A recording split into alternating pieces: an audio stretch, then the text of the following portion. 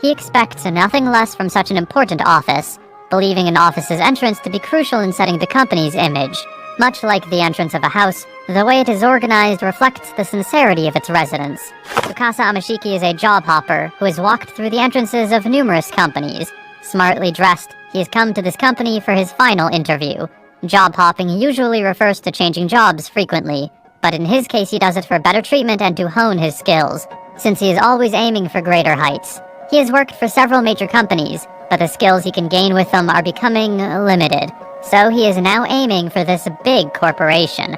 Standing before a mirror, he adjusts his hair and checks his sales smile, pleased with what he sees. After overcoming numerous evaluations, he has finally reached the final interview. The screening process was tough and many did not make it. All that's left is for him to get through this final interview and the job change will be complete. And though he can anticipate some of the questions the interviewers may ask, he knows that not everything will go as planned. As the receptionist signals him to enter the interview room, Amashiki confidently gets up, reassuring himself. He knows he's built up enough career experience to manage this, and is certain that his skills will surely be applicable even in a big corporation. Determined, the young job changer opens the door, only to find himself alone, on a sprawling meadow. Confused, he believes he must have entered the wrong room, and is seeing the greenery some major corporations incorporate into their workspaces to provide relaxation for their employees. Noting his own absent-mindedness and entering another room by mistake, he turns to open the door and return to the waiting room. Only, he sees more open space behind him. He calmly remarks he has found himself in an unknown place, but soon suffers a breakdown as he grasps his head in desperation, wondering where he is and what happened to his final interview. Sensing his skin to be unusually smooth, he takes a selfie and realizes he has been aged down to how he looked when he was 18. As old habits die hard, he immediately considers this to be a great advantage in his professional career, since having an 18-year-old with his level of experience would be any company's wet dream. But he snaps back to reality and realizes now is not the time to think like that.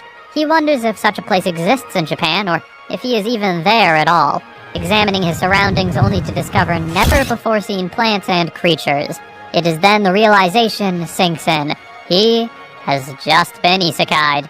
He recognizes the trope from the games and anime he watched in Japan, so his conclusion seems natural. Feeling his breast pocket, he finds a plate that, when activated, acts as a status window. Examining its content, he is amazed at being able to see his abilities reflected in numbers, realizing he has exceptional magic power. But his physical stats are lacking, since he only exercised for health during his life as a salaryman. He grows curious when he sees his profession is listed as job changer, and upon clicking that tab, he learns that he can change to any of the numerous professions in that world, all at the cost of consuming some MP. Several questions speed through Amashiki's head. Was this profession unique to him due to his history of job changes? How did the interview venue connect to another world? He briefly considers waiting to see if the other interviewees appear or if a guide shows up, but he quickly decides against it, knowing it will all be over once his water runs out, and he cannot just cling to that only clue. He cannot just stay there. And being passive is not in his nature, being the sort that believes everything will work out when you have a positive mindset. That go-getter attitude comes crashing down when he runs straight into a huge, praying mantis monster, as it begins chasing him around the second it spots him. His strategy having backfired spectacularly, Amashiki is unable to outrun the creature no matter how hard he tries. Changing tactics, he turns around at the foot of a tall tree and faces off the creature, trying to talk himself out of his predicament. But he is barely able to dodge the mantis's attack as it slices the tree behind him and sends it crashing to the ground. Observing the destruction, Amashiki grimly realizes there is no room for negotiations with the creature. As it looms menacingly above him, he realizes he will perish if he just sits still, and frantically wonders what he can do to save himself. He briefly considers looking for a weapon, before he remembers the power of job changing that he has within him. Desperately pulling out his status plate, he activates it, screaming for a job change, and choosing the profession of sorcerer. He is immediately surrounded by the arcane symbols that make up the magic of this world, as a new power begins to flow within him. The knowledge and techniques of being a sorcerer automatically flow into him, and now he naturally understands how to use magic. In a rush of confidence and desperation, he raises his hand and activates a magic circle, launching a fireball straight at the incoming mantis. The creature is caught completely off guard by this, being instantly consumed by the flames and turned to a pile of ash, as Amashiki watches on in utter shock. Still processing what just happened, he pumps his fist in triumph and looks at his hands in confusion. As soon as he changed jobs, he was able to use magic. Was this the power of a job changer? He is pulled from his thoughts by upbeat music that begins playing out of nowhere, which he soon finds out to be a sign that he has leveled up after defeating the monster. Checking his status window, he realizes the world is just like a game. Staring at the pile of ash, however, he notes that only its system resembles one, since he can still feel the heat of magic, and was nearly beheaded earlier. Amashiki comes to the realization that he will die if he takes this world as a game and treats it lightly. This is no joke, he screams, as he looks at the sky and declares that he has built up a career working for bigger companies for a better life. He then pauses, pointing out that his career was meant for climbing up the corporate world in modern Japan, and wondering if it will still prove useful in a world overrun with monsters and magic. Coming to the conclusion that all the effort he has made thus far in life has been rendered useless, the disheartened young man falls to his knees, the once rising corporate star now reduced to a level 2 human in an alien world. Gritting his teeth, he resolves that he must now build a career from scratch using the power of a job changer to become any profession he wishes. His earlier experience fighting the mantis clearly showed how significant the power of professions is in this other world. So it is only logical that if he is able to raise the levels of numerous professions, then he can prove his strength anywhere.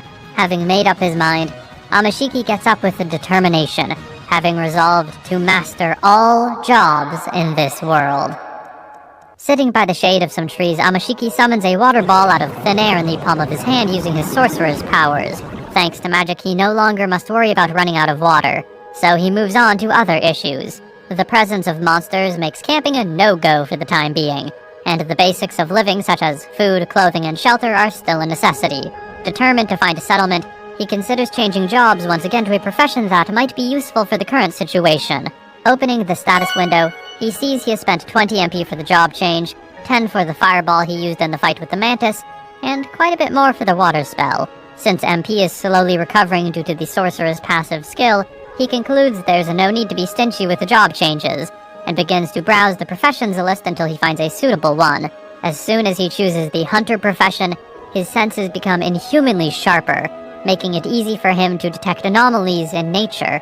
He uses his heightened sense of smell, sight, and hearing until he finds the faint traces of human footprints on the grass, as well as blood stains on the underside of some leaves. The blood has almost been absorbed into the ground, indicating it was shed about 2 days earlier, and the footprints of humans and wolf-like creatures seem to indicate a hunt or a battle took place there. Either way, he concludes that he should be able to find a settlement if he follows the footprints. Picking up his briefcase, he eagerly sets on his way, pushing through the thick vegetation until he finds himself before a fortified village in a clearing. Amashiki is relieved at this, not minding if it is a small village rather than the town he was hoping to find. Seeing residents moving about, he cannot believe how happy he is to meet people again, and having no need to look for any more traces in the forest, he switches back to being a sorcerer. A young boy with a headband guards the entrance of the town, armed with a crude spear. Straightening his tie, Amashiki approaches him with his best business smile, surprised to be only getting strange looks in return. Noting his odd attire, the guard asks who he is.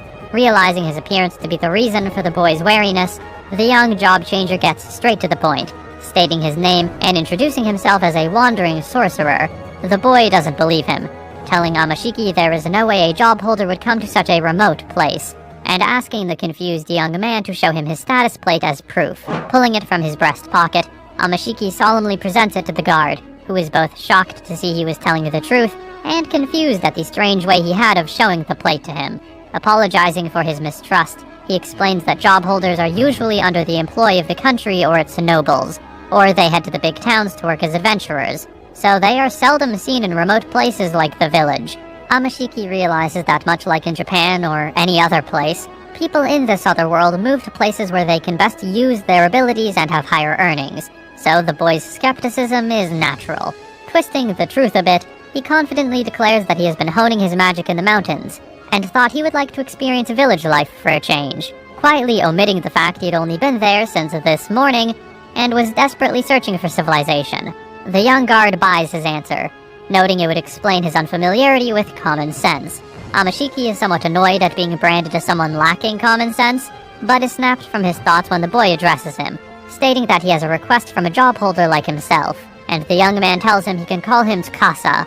The boy then asks him to follow him to the village chief's house, where they will talk in detail.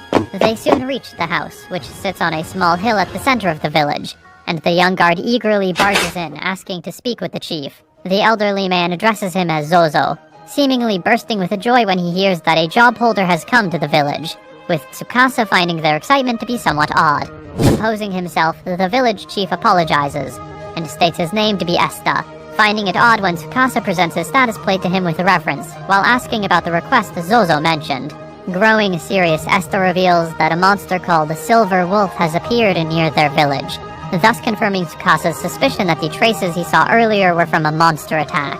Though the village can handle a few monsters, dealing with a whole pack poses quite a challenge, so they were hoping that a job holder like him could get rid of the wolves for them. Zozo then tells him there are no other job holders in the village, since everyone else there is just a villager, making Tsukasa realize just how rare job holders are. He then reasons that the constant threat of monsters means the risk may be high, but there is always demand for combat-ready jobs. According to Esta and Zozo, silver wolves are fast-moving, keen-smelling wolf-like creatures with sharp fangs and claws and silver fur, being ranked E by the Adventurers Guild, the second lowest power level.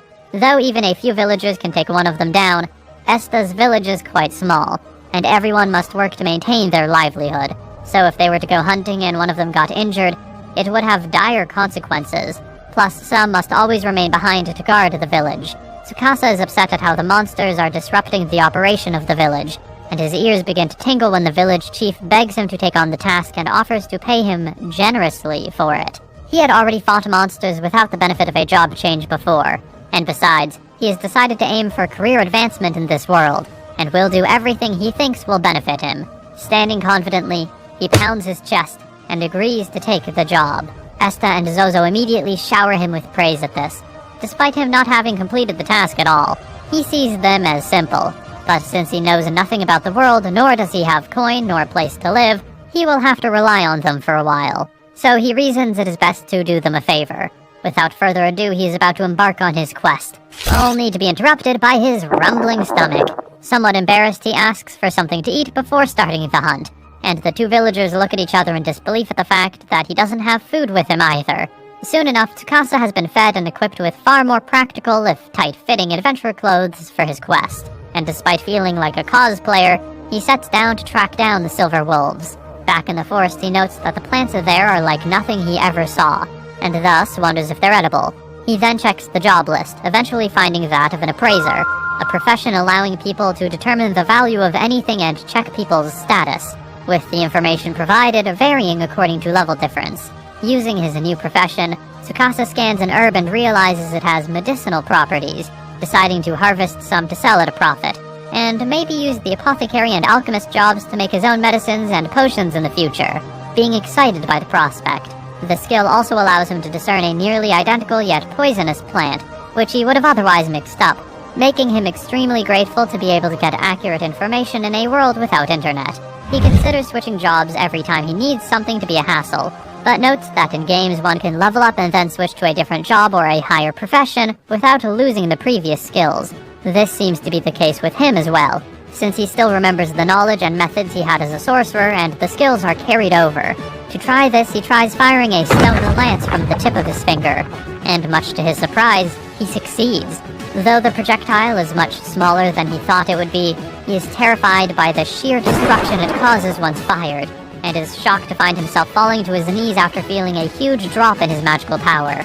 Opening his status window, he confirms that he spent 50 MP on a single spell, proving that using magic as a non-sorcerer is extremely cost-inefficient.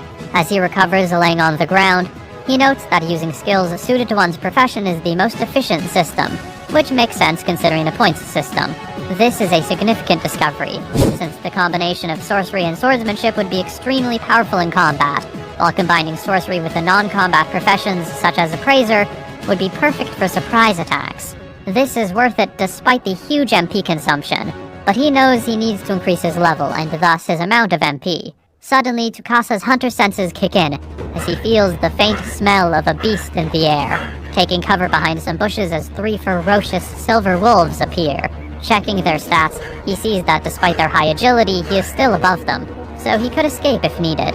Confident in his skills, he switches to sorcerer and proceeds to create 3 stone lances, firing them at the wolves from behind cover. Taken completely by surprise, 2 beasts perish instantly, but Tsukasa misses the shot on the last one, and only injures its shoulder. Enraged, the surviving wolf turns to face him and charges, opening its jaws to reveal rows of sharp fangs. In desperation, Tsukasa summons one final stone lance, aiming at the approaching monster at point-blank range.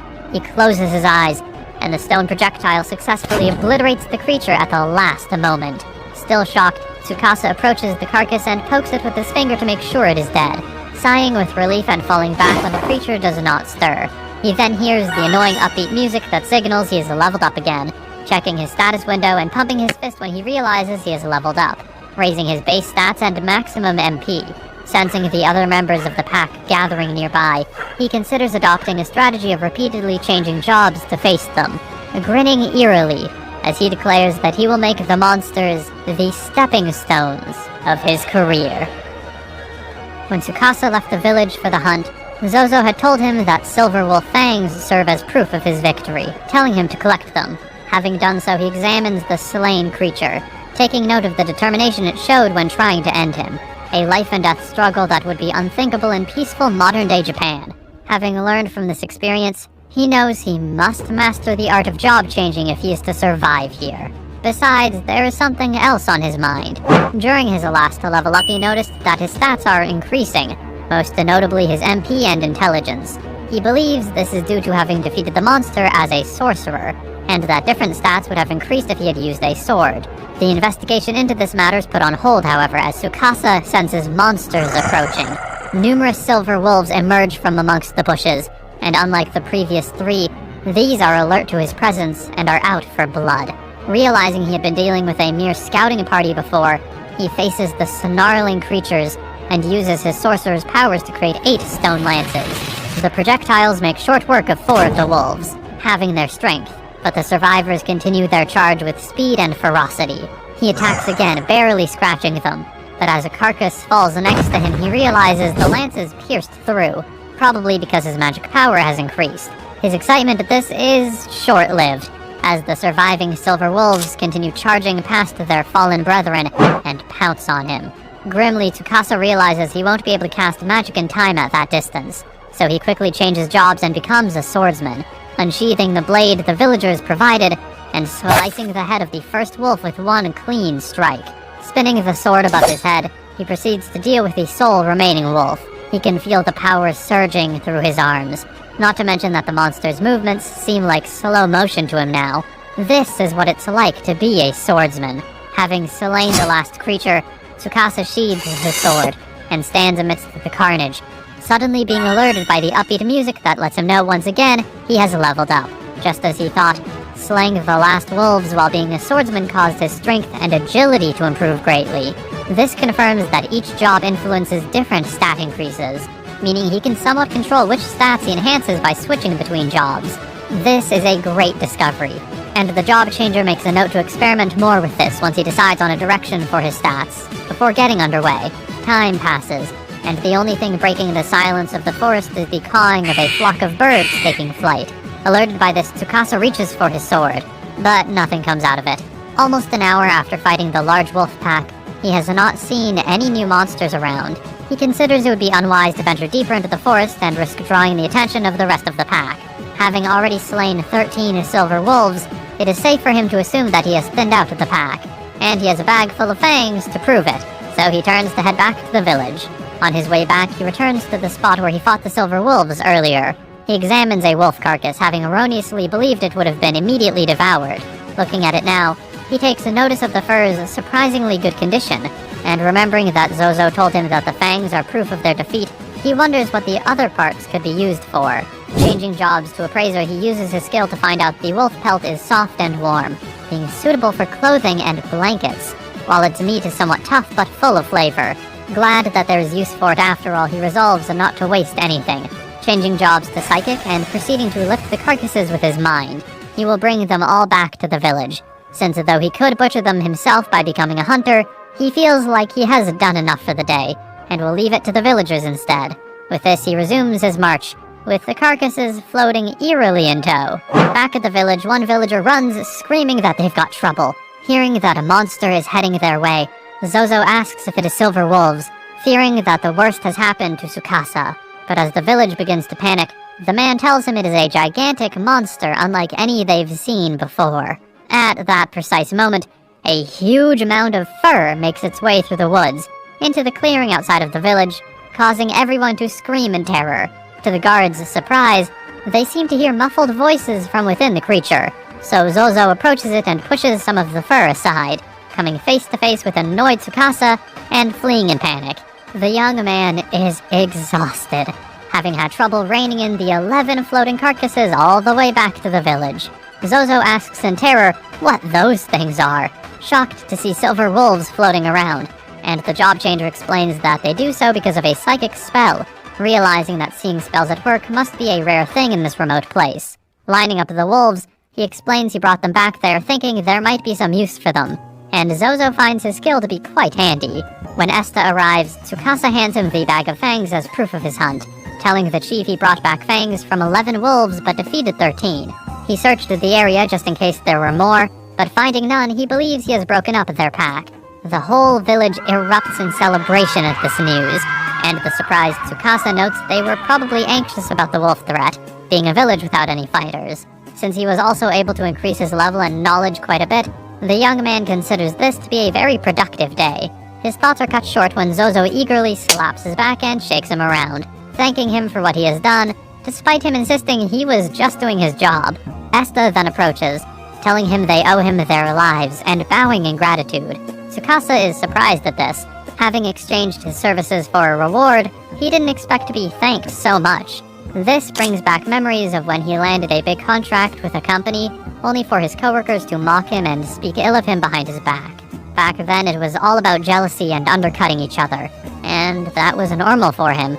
Unable to stand the cheery atmosphere any longer, he decides to change it, and asks the villagers if they could handle the butchering of the wolves. This has the intended effect, as Zozo and the strongest men in town step forward and accept the task, immediately getting to it and changing the atmosphere in a second. As the butchering gets underway, Esta asks Tsukasa what he will do with the materials he gets from the butchering, and though the young man intends to sell the fur, he gifts the meat to the villagers. The village chief is extremely grateful for this, since fresh meat is a rare treat for them, and soon enough the whole village is bustling with activity as a feast is prepared. A large cauldron is placed over the fire, and everyone is told to bring whatever they can contribute from home. It is also called for the alcohol to be brought out, since that night they can drink, finally, without worry. Seeing all this activity while sitting on a porch, Tsukasa notes to himself that this has turned into quite a celebration, before collapsing to one side. Esta approaches him with concern, but the young man reassures him he just needs a break, and asks if he could stay over, which the village chief immediately allows. He leads the young man to his own house, and after removing his adventurer's outfit, Tsukasa plunges onto a bed, ready to rest for the first time since he arrived at this world. He is off to a good start, and plans to use the village as a base to hunt down monsters, level up, and to learn more about this world he knows so little about. Tsukasa wakes up, his eyes slowly adjusting to the brightness. He is surprised to see a light coming out of the window, expecting it would be nighttime by now. Thinking he took a nap amidst the villagers' commotion, he wonders if it is possible there is no nighttime in this world. He is pulled from his thoughts by Esta knocking on the door and asking if he's awake. Dressing up quickly, he opens the door, and the old man tells him he didn't want to wake him earlier since he was sleeping so soundly, which wasn't surprising after the young man's battle with the Silver Wolf pack. Kindly, the man offers him breakfast, removing a cloth to reveal a wooden tray containing freshly baked bread and a milk stew with meat and vegetables. Not having eaten anything since noon the previous day, Tsukasa thanks him and accepts the offer, eagerly digging in. Carefully blowing on the spoon, he takes the first mouthful, finding that the milk's mild sweetness blends perfectly with the vegetables, detecting chunks of carrots and potatoes, and feeling his stomach filling up. Scooping up a chunk of meat, he wonders if it comes from the silver wolves he slew. As he chews on it, he feels the beef-like taste seeps out, freed from its milky scent, and finds it hard to imagine its taste from the creature's terrifying appearance. The bread seems to dry out all the moisture in his mouth, and is perfect for soaking up the stew, creating a delicious combination. The taste is simple, but it is exactly what he needed. As he eats, he feels the presence of someone from his past, watching over his shoulder. But when he turns, he sees no one there. Now full, Tsukasa thanks Esta's wife for the meal, and the chief then leads him to another room to give him his reward for defeating the silver wolves. Opening the purse, the young man lays its contents on the table between them and counts 13 silver coins. But he has no idea how much they're worth, having no idea of that world's currency system. He excuses himself, stating that he is not familiar with the value of money after being secluded in the mountains for a long time, and as such asks the chief to give him a brief explanation. Understanding his circumstances, Esta obliges, and explains that he would use a few silver coins if he wanted to buy a snack that somewhat fills him up, though Tsukasa remains just as confused as before. After asking a few more questions, he decided to convert the currency in his mind with a certain exchange rate. Iron coins are worth 10 yen, copper ones 100 yen, silver coins 1,000 yen, gold coins 10,000 yen, and finally big gold coins are worth 1 million yen. At this rate, Tsukasa's entire fortune is 13,000 yen, and the young man concludes he should aim for big gold coins. Esta explains that the Adventurers Guild sets the bounty for a silver wolf at 1 silver coin each, and though prices may vary regionally, they adhere to the standard rate. Tsukasa takes a note of this, and the village chief notes that lying or haggling over the price could lead to the village getting a bad rep, leading to travelers and adventurers not accepting their quests. The job changer ponders on this, realizing that if that were to happen, then nobody would come to their aid anymore, making it a matter of life or death for them. Otherwise, the village could have taken advantage of someone ignorant of the standard rate like himself. The village chief then hands Tsukasa the payment for the 11 wolf pelts he brought, and after counting it, the young man realizes they are more than 50 copper coins. Esta tells him the price would normally be 8 copper coins per pelt, but they adjusted the price due to the battle damage they suffered. Tsukasa reassures the old man, telling him that he hadn't considered the material. Had he still been working in Japan, he may have haggled over the price, but Esta is his first interaction since coming to this world, and though money is important, he doesn't want to strain their relationship. With some uneasiness, the village chief proceeds to make a further request of his guest. He reveals that some villagers were injured by the silver wolves and are in need of medicine, but they're short on dozal herb needed for the concoction. Tsukasa immediately realizes those were the herbs he picked up the other day in the woods. He muses that he could heal the wounded by switching profession to a priest, but fears that might be seen as encroaching on gratitude. Since they want medicine, he chooses to do things their way, and hands the village chief the dozal he collected. The old man is surprised that Tsukasa even managed to gather herbs while hunting, noting that he leaves nothing to be desired, while the young man tries to play it down. Esta then heads for the door, suggesting they take the herbs to the apothecary right away. Tsukasa is surprised to hear of another job holder in the village, but the older man is quick to clarify the woman is not an apothecary by profession. The job changer is somewhat disappointed by this, having hoped to get more information from the apothecary. Esta knocks on the door of a house, and a small old lady supported by a knotty cane answers, slamming the door open and stating in a scolding tone that she can't make medicine without dozal herb. Tsukasa is dumbfounded by the old lady's brusque statement, but Esta addresses her as Gerda, and reveals that they do have the herb, to which she grumpily replies that he should have started with that, telling them to come inside. Crossing her threshold, the young man is immediately assailed by a multitude of scents coming from the varied herbs being stored there. Beckoning him with her finger, Gerda demands that Tsukasa hand her the herbs, which he hurries to do.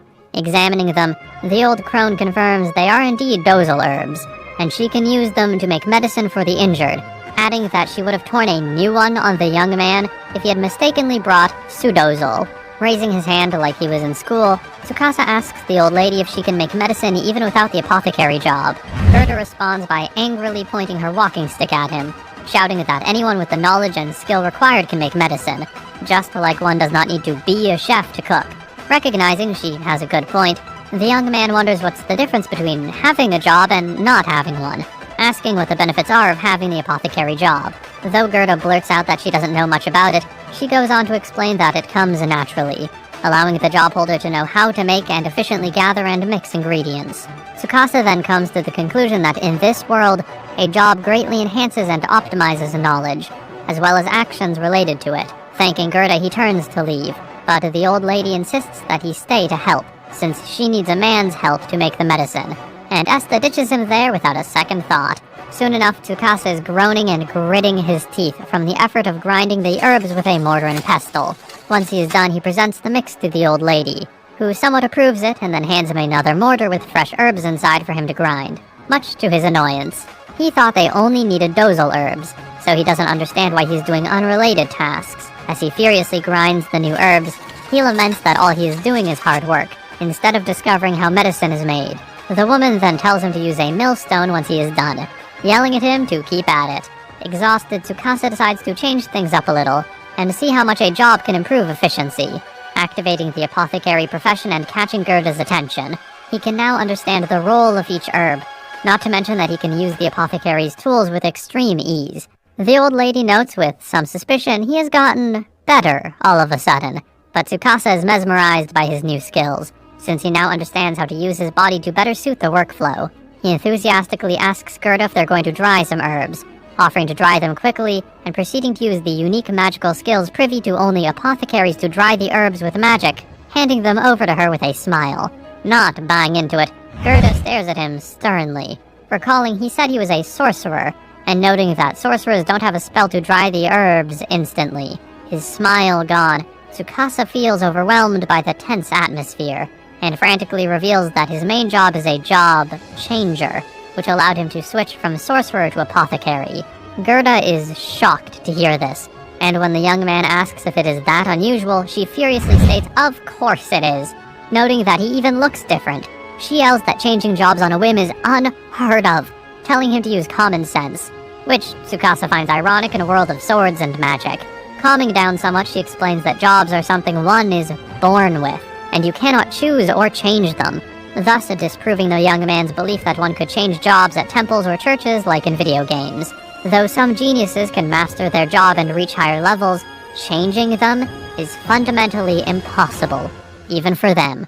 Realizing that even with all of her knowledge, Gerda did not know about job changers, he begins to believe that his profession may even be exclusive to him in this world. The old lady warns him to be careful on how he uses his power, which he agrees with. Grinning, the old lady notes that if he's an apothecary now, he will be a valuable asset in battle.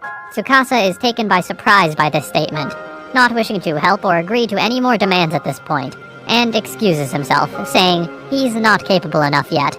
The woman is persistent, however, asking what his level is, and insisting that being just a level 1 apothecary is all the more reason to do it.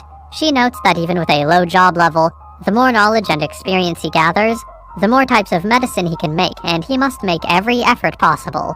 Entering her herb pantry, she notes that in a world where life is paramount, learning more about medicine isn't a bad thing for him, proceeding to toss a bunch of herbs at him. Though there's no room for argument in her statement, Tsukasa finally realizes that the woman is a witch. A horned rabbit walks gently through the forest, basking in the rays of sunlight that make their way through the canopy. Without a care in the world, he sees another rabbit munching on some acorns and wishing them for himself. He challenges his opponent for them. After a quick horn measuring contest, the rabbit emerges victorious and claims his prize, only to be one-shot by Tsukasa with his bow and arrow. While the other horned rabbit flees in panic, the job changer triumphantly lifts his prey. As the upbeat music informs him he has leveled up again.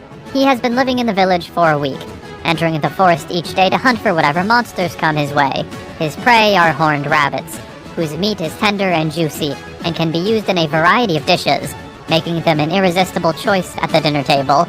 And the reason for this lifestyle? Well, it all started when he was being, quote, thoroughly exploited by the village's apothecary, Greta. On his way back home, he was dismayed at how his life as a job changer constantly seeking out battles has been cornered like this. At that precise moment, Zozo and some other villagers approached him, telling him they were headed for the village hunting grounds, and asking if he could help them with a big problem they were having.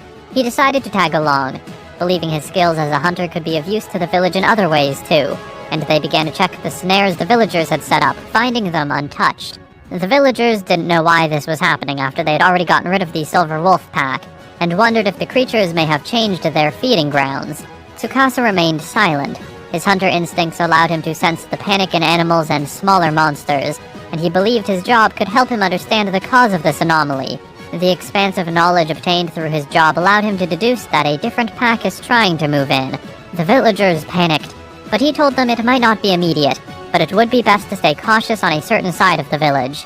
Disheartened, the villagers returned home empty-handed, but Tsukasa chose to search the forest while hunting for a while longer. Thanks to that, he has leveled up to 8, and his hunter job has reached level 5, but it has now become harder for him to level up, so he wonders if it might be time to move on to a new place. Though the influx of new monster packs is concerning, he is still a guest at the village at present, but he still hesitates. Approaching the palisade, he notices the village is unusually lively that day, and once inside he is surprised to see a group of merchants showing their wares to the villagers within. Zozo greets him, confirming that a merchant caravan has arrived to offer them those goods they can't find in the region. These include spices, fine fabrics, pots, and weapons. Tsukasa is excited at this, knowing that merchants travel from place to place, and will naturally move on once they're done in the village, so he could join them to travel to a new land. He takes the arrival of merchants just as he was pondering his next move as a sign from fate telling him to move on. Zozo then approaches him, but Tsukasa only hands him the carcass of the horned rabbit and rushes to the nearest merchant, asking him to show him to their leader so they can talk. The merchant obliges him, signaling a well-dressed man named Giselle who is taking stock of the inventory inside one of the wagons. Once they sit down, the man tells Tsukasa that they're heading to the city of Rassel in 2 days, offering for him to join them. Once he accepts, the merchant asks him to assist in guarding them along the way, noting that having a job holder like him would be very reassuring. Tsukasa wonders how the man knew he was a job holder without him ever mentioning it, but soon deduces they must have gathered information while trading with the villagers, as would be expected of merchants. Since it's not a bad deal at all for him, Tsukasa accepts to take on the role of guard, and the merchant informs him they will depart 2 days hence in the morning, proceeding to shake his hand. The young man is surprised people handshake in this world as well, but is pulled from his thoughts when Zozo approaches him. Having heard everything, Tsukasa tells him he just decided things on a whim, and seeing the kid becoming upset at him leaving the village, he has a flashback to one of the many times he quit his job back in Japan, stating the reason to be that there was nothing left for him there. Zozo snaps him out of it, noticing he was zoning out, and Tsukasa apologizes for not consulting him before excitedly revealing that he wants to see more of the world and become stronger. Finding his motive to be really cool, the young kid gives him a friendly pat, saying that though he is saddened to see him go, he respects his choice, since his life is his to live. As Zozo wishes him safe travels, the job changer thinks on how he is a genuinely nice guy, being glad he was the first person he met in this world. He then heads to Esta's house to tell him of his decision. Tsukasa is somewhat regretful of leaving, appreciating now more than ever how the village chief always answered his naive questions without a hint of annoyance. Bowing, he apologizes for leaving after all he did for him, but far from being upset, the old man places a reassuring hand on his shoulder and tells him he has helped their village through a crisis and contributed a lot, basking him in kindness, stating they're the ones in his debt. Next up, he visits Greta, who, true to her surly nature, merely comments on him leaving. Apothecary is the job in which he attained the highest level, and be it for her Spartan training, drilling, exploitation, or outright overuse, he owes it all to her, and he reminisces of this while noting that it has been a lesson in being careful to whom he reveals his job change profession. Despite her mean demeanor, he notes that amidst all the hard work, the witch imparted some of her knowledge to him, which probably belonged to a higher level of apothecary, and he knows her skills could even rival those of a job holder. He does not know how many years it took for her to accumulate such knowledge and experience, but when using the abilities of a job holder, Tsukasa feels like he is tapping into a collective intelligence, which must include the experiences piled up by someone like Greta. The old lady notes that he seems reluctant to leave, and when he denies it, she grins, and declares that they must cram as much knowledge into him as they can before he departs, signaling the merchants to step in with bags full of newly purchased herbs. Noting he doesn't have much time before leaving, Greta orders Tsukasa to get started right away. Thus, though he doesn't have much in terms of luggage or preparations, he ended up being fully occupied with helping Greta up to the final minute. The morning of departure, Tsukasa joins the merchants, and the villagers assemble at the gate of the village to bid him farewell. The young man is surprised to see that many people, but the merchant notes it's only natural since he has been a benefactor to them. Everyone bids him farewell warmly, wishing him the best, and he smiles before entering the wagon and getting underway. Staying any longer might dull his senses, which is unlike him, but he is glad that this village was his starting point in this other world. His peaceful contemplation does not last, however, as he senses the new pack of silver wolves approaching. The merchants begin to panic upon finding this unforeseen threat, and whip their horses to a full gallop. Springing into action, Tsukasa tells them to keep the horses running while he handles the threat and clears the road. He realizes the silver wolves are targeting the horses, and have come to ambush them on the road just as expected. Ready for one last job, he switches profession to sorcerer, and summons stone lances from the ground, impaling some of the pursuing wolves. He fires more lances towards others, and when one manages to get to the side of the wagon, he lunges outwards, while the junior merchants hold his legs, dispatching the last remaining wolf with one well-placed arrow. Giselle praises him for dispersing the pack, offering to stop the horses so he can collect his bounty, but the young man urges him to continue, since he cannot afford to delay a busy merchant for a small reward. That aside, Tsukasa is really looking forward to this new place, hoping to gain more experience there, as the wagon heads into the horizon. While the merchant wagon makes its way down the cobbled road to Rassel, Tsukasa spends his time chatting with the junior merchants among the merchandise. One of them notes how unusual his work briefcase is, suggesting he sell it for a profit, but the boy refuses to part with it. Their conversation ends when Giselle, who is driving the wagon, informs the young man he can see Rassel in the distance. Popping his head from the back of the wagon, Tsukasa is fascinated by what he sees.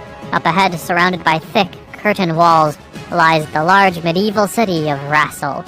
Approaching one of the gates, he notices a large queue forming before a pair of guards armed with spears.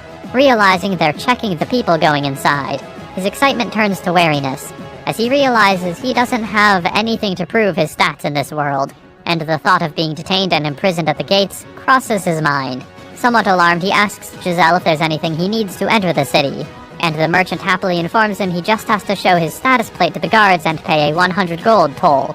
Relieved, Tsukasa continues examining the crowd, and notices that some people merely show some ID card and are waved through by the guards without paying the toll. Giselle explains those are adventurers, and that the toll is waived for those who are registered with the Adventurers Guild and have a guild card. That treatment also applies for those affiliated with the Merchants Guild, as is the case with Giselle and all his fellow merchants, who carry with them a certificate attesting their status. Tsukasa sees the convenience of this system, noting that with wandering professions such as adventurers or merchants, paying every time you enter and exit a city would be a pain. Eventually, his turn arrives to present his status plate to the smiling guard, which he presents with his usual formal way. Despite the plate reading Job Changer, Sorcerer, when Tsukasa reads it, it should only show Sorcerer to others, something that he confirmed with Greta multiple times back in the village. The guard comments on how rare it is to see a job holder, asking if he aims to become an adventurer, and when Tsukasa confirms he indeed wants to spend some time working as an adventurer in the city, the man welcomes him as a member of the city. Once the merchants have been cleared through, the group enters. Having heard that Tsukasa wants to do adventurer work in the city, Giselle kindly offers to take him near the Adventurers Guild in their wagon, which the young man is very grateful for. His objective is to master all jobs and to lead a good life. Even if he is now in another world, his approach to life remains the same, and in this new setting, defeating monsters is the fastest way to achieve his goal.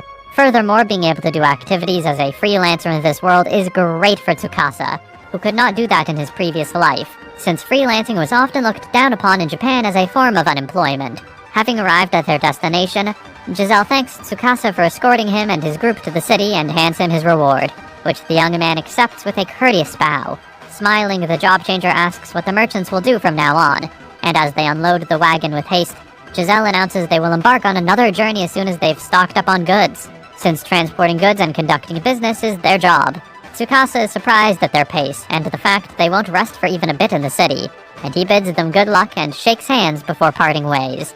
With his briefcase in hand, Tsukasa then makes his way down the cobbled streets towards the Adventurers Guild.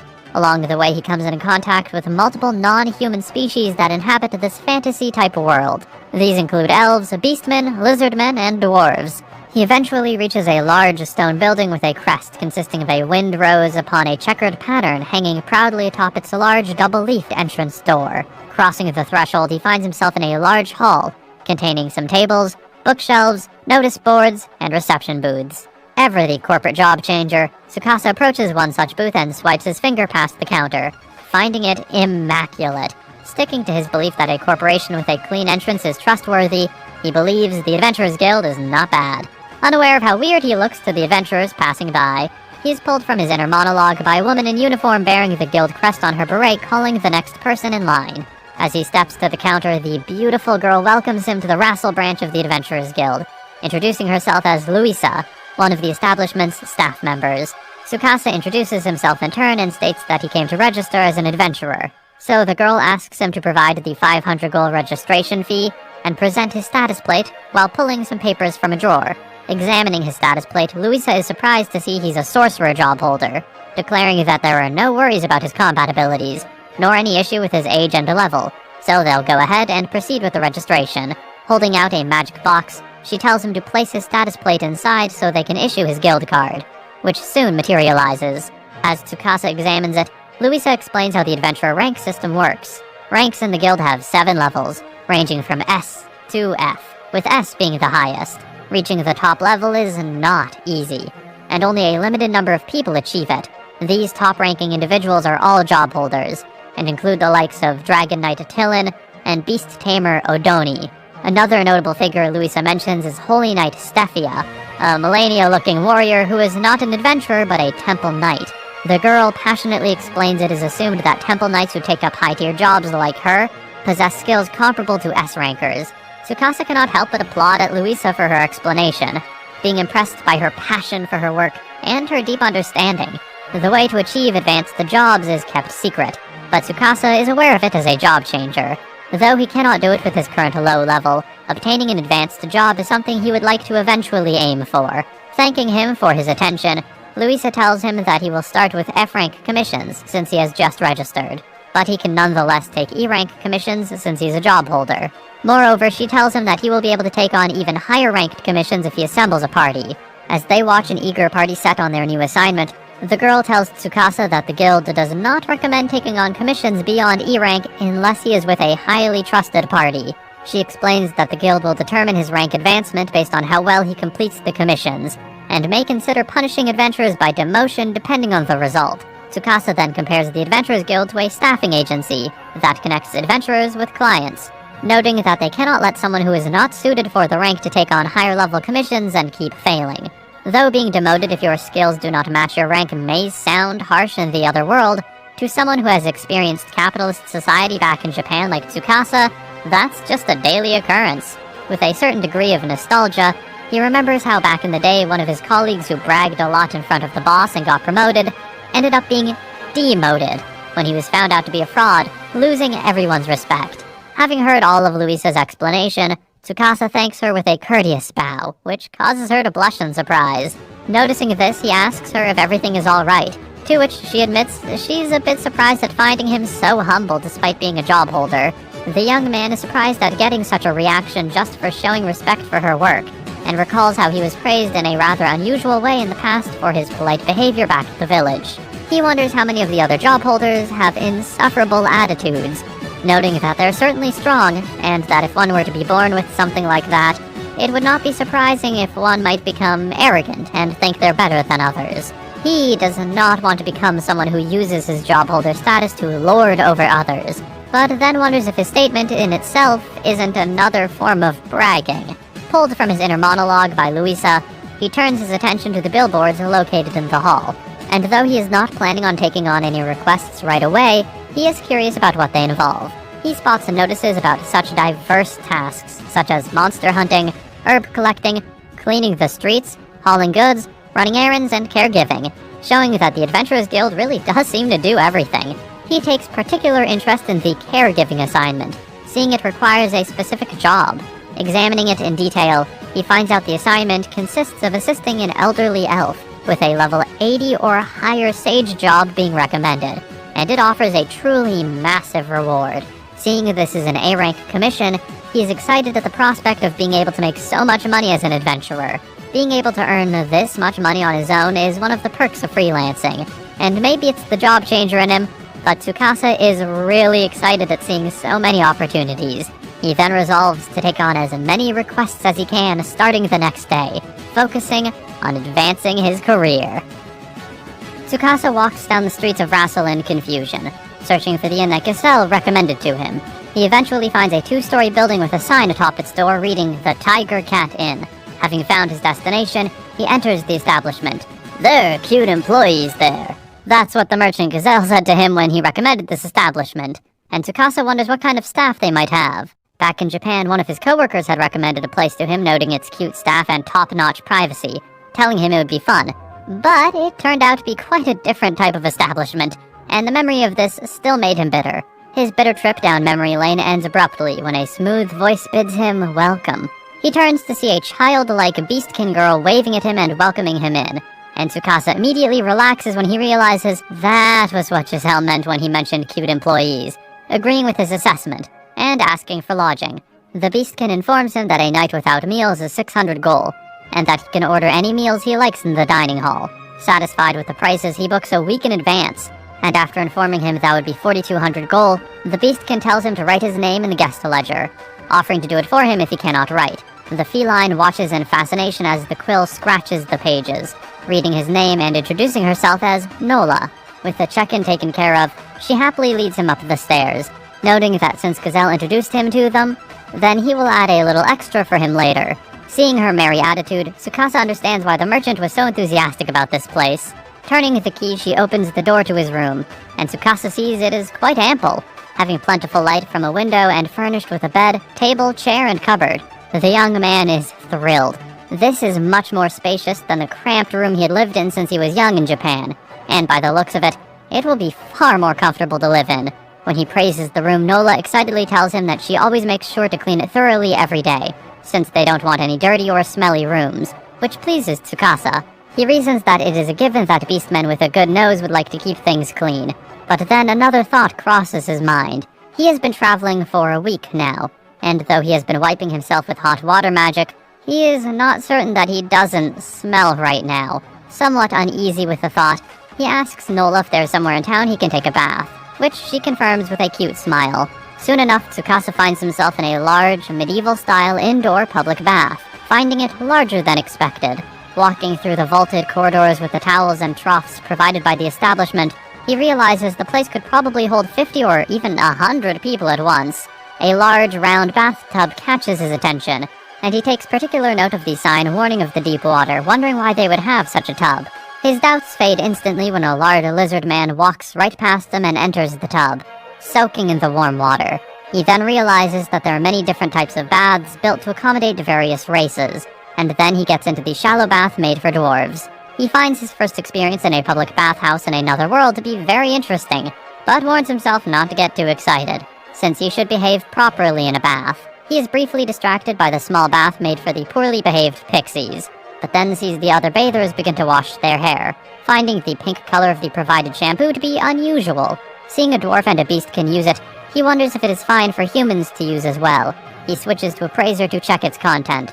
He thus learns the shampoo is made with Milky's fluid, having a pleasant scent and excellent cleaning power, designed to leave a well-balanced hair, and that the body soap is made with washroom fruit by alchemists, and is recommended for humans. Though he finds the fact that the shampoo is made from bodily fluids to be a bit unsettling, he chooses not to dwell on it, and tells himself it's probably from some cute creature, proceeding to pour some on his hand. As he rubs it on his hair, he notes its floral scent, finding it neither unpleasant nor out of place even on a man, and it makes his hair extremely smooth. He then heads to another pool, but when he dips his foot in, he finds it to be way too hot. Even if he wanted to dilute it with cold water, the faucet is being blocked by a scarred and muscular man who looks like a regular patron, and he is just a newcomer in town. The phrase, "when in Rome, do as the Romans do," crosses his mind, and resigning himself, he dips into the water, finding it so hot that it stings. Noticing his discomfort, the muscular man scooches to one side and smiles while pointing at a suspicious, vibrant button on the wall. When Tsukasa presses it, a stream of water pours from a gargoyle right above him, cooling him instantly. Sensing faint magic powers, he wonders if the bathhouse heats water with a magical circle built into the wall's interior, wondering if that's what they call a sorcery tool. As both him and the other adventurer relax under the showers, Tsukasa notes that living in another world's town is unexpectedly comfortable. He really needed to take a proper bath, and it feels like the hot water is melting away the fatigue from traveling.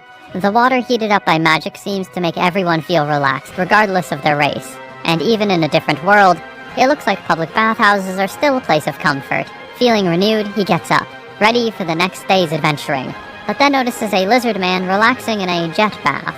Not wanting to miss out on the experience, he heads to the adjacent tub and presses the button, getting immediately blasted away as a consequence of not reading the warning signs on the wall. After a good night's sleep at the Tiger Cat Inn, Tsukasa heads down to the dining hall. Nola greets him, asking if he slept well, and asks what he will have for breakfast, recommending their boar steak. The young man accepts her suggestion, so the young girl asks her father a huge lion beastkin to prepare it, while her mother takes care of the greens. The lion immediately gets to work, and after a short wait, Tsukasa finds himself before a plate containing a huge steak, a hot beverage, and a bowl of salad. The young man looks at Nola carrying the heavy trays around the room like it was nothing, noting how strong the beastkin is despite her young age. Digging in, he finds the steak to be delicious, the marbled meat lacking any of the beast-like bad smell the wolf meat had. Not long ago, he would have never imagined having steak for breakfast, being used to Japanese cuisine. But his memory is cut short by an annoying customer demanding Nola to hurry up and serve him first, as he considers himself to be far more important than an average adventurer. His bravado ends abruptly when Nola's father emerges from the kitchen brandishing two massive swords, and Tsukasa helps restrain him by twisting his arm after casually changing jobs. Having finished his breakfast, the young man heads down to the Adventurers Guild, and is shocked to see a massive brawl going on inside, as the adventurers seem to fight over pieces of parchment. Louisa greets him, and calmly explains to the confused job changer that the commission forms are posted early in the morning, so the guild gets crowded around this time, and it's normal for it to turn into a free-for-all. She then overhears an adventurer claiming a commission by stating that he waited at the guild entrance since the previous night, and quickly brings the fight to an end by grimly reminding the man that she warned that those who pulled an all-nighter would be demoted. Tsukasa is loath to dive into the brawl, but Louisa tells him he can also pick commissions with her, handing him a commission for collecting dozal herbs. He accepts this commission and the girl is delighted, eager to start the paperwork.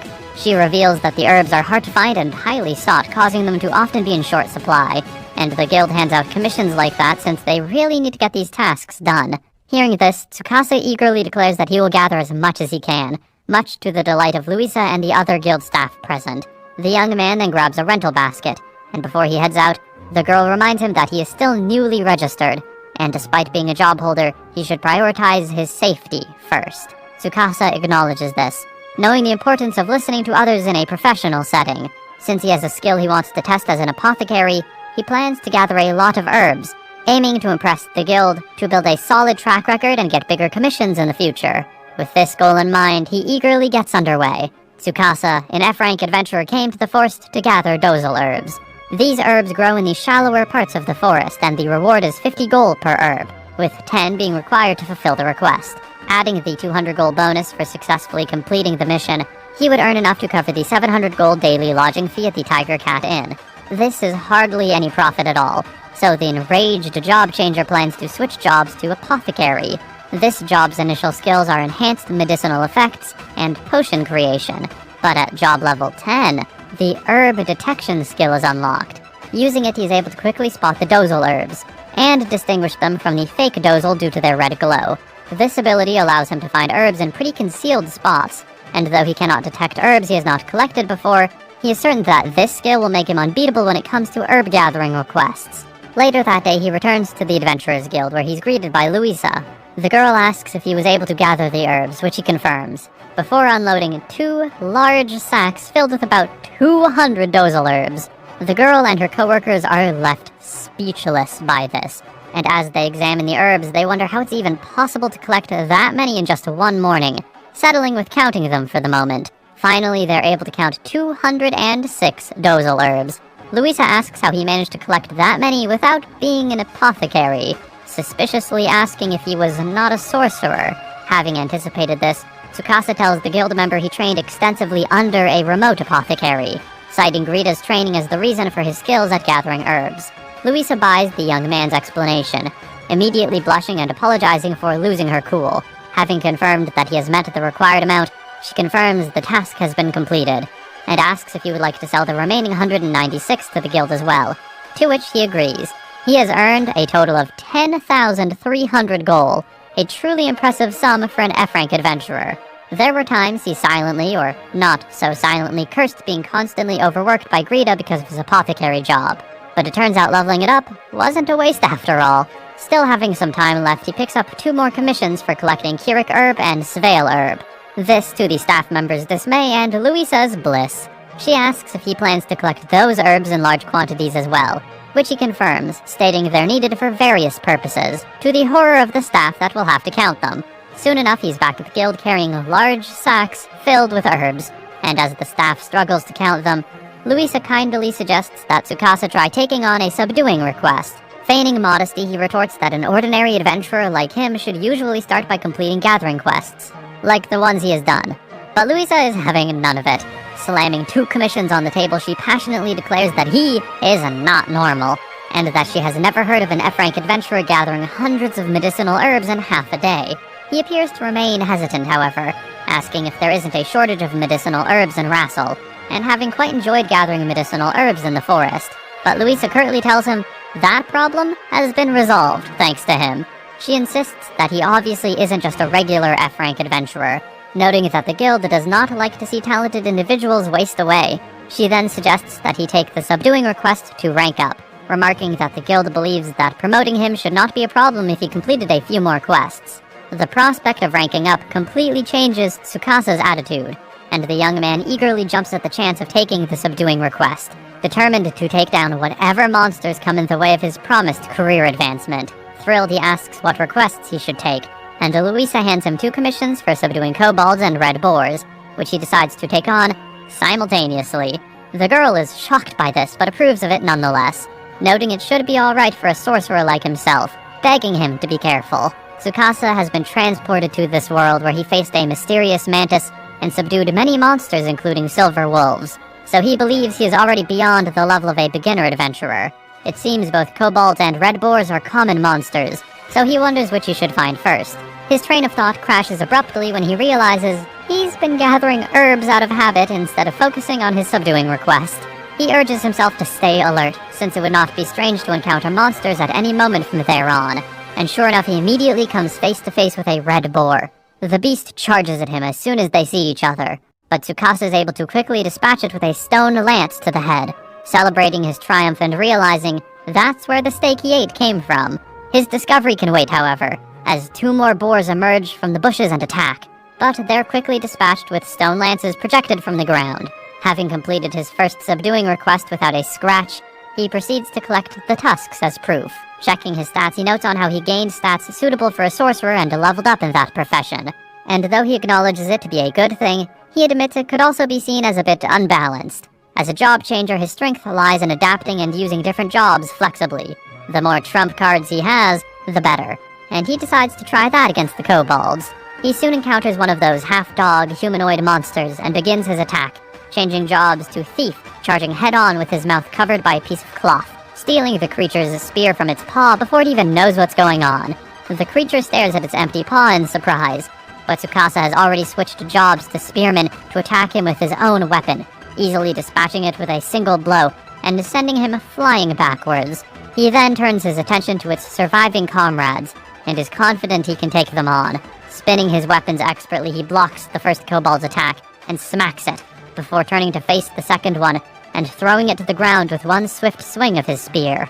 Once the creature is on the ground, he hurries to finish it off with a spear thrust through the chest, thus slaying the last foe. Standing above the carnage, Tsukasa smiles menacingly as he completes his second subduing quest. He then returns to the guild, presenting the tusks and tails of the creatures as proof to Louisa. Overjoyed, the girl congratulates him and promotes him to E rank, telling him with admiration that he is the first person to rank up this quickly after registering with the guild. An incredible achievement.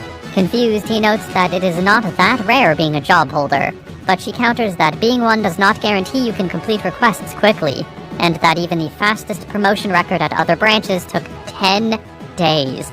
Tsukasa acknowledges this as a significant achievement given the guild members' enthusiasm, but nonetheless tells Louisa he plans to keep working hard and aim for D rank, causing the girl to tease him. E rank is just the first step for Tsukasa, who aims for the lofty S rank and strikes a triumphant pose. The young man is brought back to reality when Louisa tells him that subduing requests will increase from E rank onwards, recommending that he should keep recovery potions and healing potions on hand. Snapping back to reality, he recalls that potions are magical items created by alchemists.